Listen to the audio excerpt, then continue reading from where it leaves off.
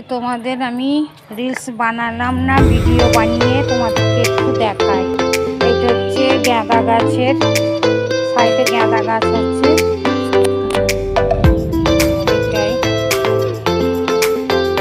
এটা একটা লতা গাছ।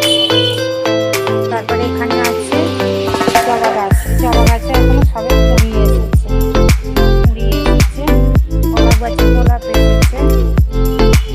আর এই যে চেরি গাছ, চেরি গাছে ফুল এসেছে। এই একটা গাঁদা সেখানেও আছে। এই যে গাঁদা গাছ চারধারেই লাগানো আছে।